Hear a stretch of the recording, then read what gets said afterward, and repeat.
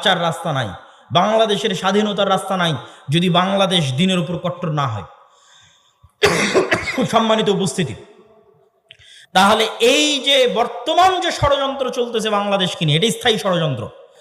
এইটির থেকে বাংলাদেশের মুসলমানেরা কিভাবে বের হবে, আপনারা আপনাদের সন্তানেরা কিভাবে বের হবে?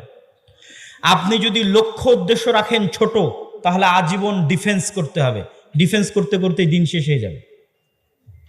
আর যদি লক্ষ্য উদ্দেশ্য রাখেন বড়, তাহলে আপনার চিন্তা চেতনা হবে বড়। আল্লাহর নবী মক্কা থেকে হিজরত করে, এই অংশটুকু না শুনে কেউ উঠে যাবেন না, এটি বলে বক্তব্য শেষ করে দেব। আল্লাহর নবী যখন মক্কা থেকে হিজরত করে মদিনায় গেলেন, তখন যদি আল্লাহর নবী ভাবতেন মদিনায় এসেছি, ভালো আছি, মক্কায় মুসলমানেরা মরে কি বাঁচুক, দেখে লাভ আছে, দরকার নাই দেখার, এটা তিনি ভেবেছেন? তিনি ভাবেননি। তিনি মদিনায় আসার পর তিনি ছিলেন ভিশনারি লিডার।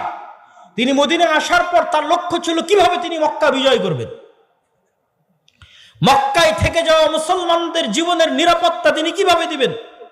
1947 যখন ভারত ভাগ হয়, পূর্ব পাকিস্তান এবং পশ্চিম পাকিস্তান তৈরি হয়, 1947 190 বছরের ব্রিটিশ বিরোধী জেহাদের ফলে তখন অসংখ্য মুসলমান ভারত থেকে হিজরত করে পাকিস্তানে আশ্রয় নেয়।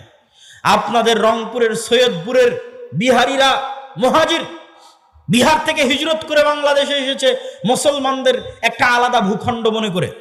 আর এই মুহাজিরদের সংখ্যা সবচেয়ে বেশি ছিল পশ্চিম পাকিস্তানে।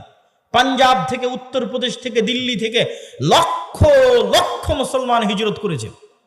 তো হিজরত করার পর আপনারা পাকিস্তান স্বাধীন দেশ পেয়েছেন, বাংলাদেশ স্বাধীন দেশ পেয়েছেন, আর কয়েক কোটি মুসলমান ভারতে থেকে গেছে। আপনি যদি মনে করেন যে আমার বাংলাদেশে আমি স্বাধীন আছি, এটি আমার জন্য যথেষ্ট, পাকিস্তানের মুসলমানেরা যদি মনে করে আমি পাকিস্তানে স্বাধীন আছি, এটি আমার জন্য যথেষ্ট, তাহলে এর চেয়ে বড় মুনাফিকি পৃথিবীতে আর হবে না। আপনারা যে আপনাদের ভাইদেরকে ভারতে ছেড়ে এসেছেন, তাদেরকে মুক্ত করতে হবে না? ভারত যে বলতেছে বাংলাদেশের সংখ্যালঘু নির্যাতন হচ্ছে, আসলে সংখ্যালঘু নির্যাতন কোথায় হচ্ছে? ভারতে হচ্ছে। ভারতে মুসলমানদের উপর সংখ্যালঘু নির্যাতন হচ্ছে। মসজিদের মধ্যে 4 জন মুসলমানকে গুলি করে হত্যা করা হয়েছে। অসংখ্য মসজিদকে দাবি করা হচ্ছে এখানে আগে মন্দির ছিল, আর সেই মসজিদকে জোরপূর্বক দখল করা হচ্ছে। তাহলে আপনার চিন্তা পাল্টিয়ে দিতে হবে, আপনাদের সন্তানদের চিন্তা, নিয়ত পাল্টিয়ে দিতে হবে। নিয়ত পরিবর্তন হবে, ভিশনারি লিডার হবে, নেতৃত্ব দেওয়া শিখবে। যদি আপনার সন্তানেরা, বাংলাদেশের ছাত্ররা যদি মনে করে শুধু বাংলাদেশকে বাঁচাবো, তাহলে আমও যাবে, ছালাও যাবে, বাংলাদেশও বাঁচবে না, কিছুই বাঁচবে না। আর যদি বাংলাদেশের মানুষেরা মনে করে যে বাংলাদেশ তো বাঁচাবো, ভারতে অত্যাচারিত মাজলুম মুসলমানদেরকেও বাঁচাবো ইনশাআল্লাহ, তাহলে আপনি ভিশনারি লিডার হয়ে গেলেন, আপনি নেতা হয়ে গেলেন। আপনার লক্ষ্য দূরদৃষ্টি সম্পন্ন। যেই দিন আপনার লক্ষ্য এরকম হয়ে যাবে, আপনার বাংলাদেশও বাঁচবে, ভারতের মুসলমানেরাও বাঁচবে। আর এটি অসম্ভব কিছু নয়, এটি অকল্পনীয়, অবাস্তব কিছু নয়। আল্লাহ সুবহানাহু ওয়া তাআলা চাইলে তারা যেই গেরুয়া পতাকা চট্টগ্রামে বাংলাদেশের পতাকার উপর উড়িয়েছে, তার বিপরীতে আল্লাহ চাইলে ওই চট্টগ্রাম থেকেই ইসলামের পতাকা দিল্লি থেকে স্থাপিত হবে। আল্লাহর ইচ্ছা, কিন্তু নিয়ত রাখতে হবে, কল্পনা রাখতে হবে, ভিশনারি লিডার হতে হবে। শুধু আমি আমার বাংলাদেশকে বাঁচাবো না, ভারতে থাকা মুসলমানদের উপরও আমাদের হক আছে, তারাও, তাদের উপরও, আমাদের নিকটে তাদের হক আছে যে আমরা তাদের জন্য কিছু করব। এবং এই স্ট্র্যাটেজি শুধু মুসলমানদের ব্যক্তিগত স্ট্র্যাটেজি হলে হবে না, রাষ্ট্রের স্ট্র্যাটেজি হতে হবে। ভারত যেমন বাংলাদেশ রাষ্ট্রকে বলতেছে তোমার এখানে সংখ্যালঘু নির্যাতন হচ্ছে, বাংলাদেশ রাষ্ট্রকে বলতে হবে আমার এখানে নয়, তোমার ওখানে সংখ্যালঘু নির্যাতন হচ্ছে। এটি রাষ্ট্রের পলিসি হতে হবে, তাহলে বাংলাদেশ তার স্বাধীনতা রক্ষা করতে পারবে। আর আপনাদের নিয়তে থাকতে হবে, আপনাদের পরবর্তী বংশধরদের নিয়তে থাকতে হবে ভিশনারি লিডার, যে আমি শুধু বাংলাদেশ বা বাংলাদেশের মুসলমানদের বাঁচাবো না, বরং ভারতের অত্যাচারিত মাজলুম মুসলমানদেরও বাঁচাবো। তাহলে আল্লাহ সুবহানাহু ওয়া তাআলা চাইলে এই ইচ্ছা, এই আশা একদিন সফল হবে। সম্মানিত উপস্থিতি,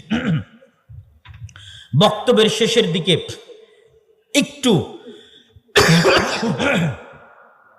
বর্তমান সরকারের উদ্দেশ্যে আমাদের শুধু একটি দাবি, সংক্ষিপ্ত একটি দাবি, সেটি হচ্ছে আপনারা রাষ্ট্র সংস্কারের নামে যেটি করছেন করেন, রাষ্ট্রের কল্যাণের জন্য যা ভালো মনে করবেন করেন, কিন্তু রাষ্ট্রের সংবিধানে যেন ইসলাম বিরোধী কোনো কিছু স্থান না পায়। সেকুলারিজমের নামে, ধর্মনিরপেক্ষ মতবাদের নামে বাংলাদেশের মুসলমানদের ইসলামিত্বকে ধ্বংস করার চেষ্টা করা যাবে না। বাংলাদেশের স্বাধীনতার একমাত্র রক্ষা কবচ হচ্ছে ইসলাম। অতএব রাষ্ট্রের মূল পলিসির মধ্যে অন্তর্ভুক্ত করতে হবে, সংবিধানের মূল পলিসির মধ্যে অন্তর্ভুক্ত করতে হবে যে ইসলাম বিরোধী কোনো কিছু এই সংবিধানে এবং এই রাষ্ট্রে বাস্তবায়ন হবে না। দ্বিতীয়ত, যে সমস্ত মুসলমানেরা চায় যে তারা শরিয়া অনুযায়ী ফাইসালা নিবে, তাদের জন্য আলাদা শরিয়া কোর্ট স্থাপনের সুযোগ দিতে হবে। যারা চাইবে সেকুলার সিস্টেমে ফায়সালা নিবে, কিন্তু যে সমস্ত মুসলমান চাইবে শরিয়া অনুযায়ী ফায়সালা নিবে, তাদের জন্য আলাদা শরিয়া কোর্টের ব্যবস্থা রাখতে হবে।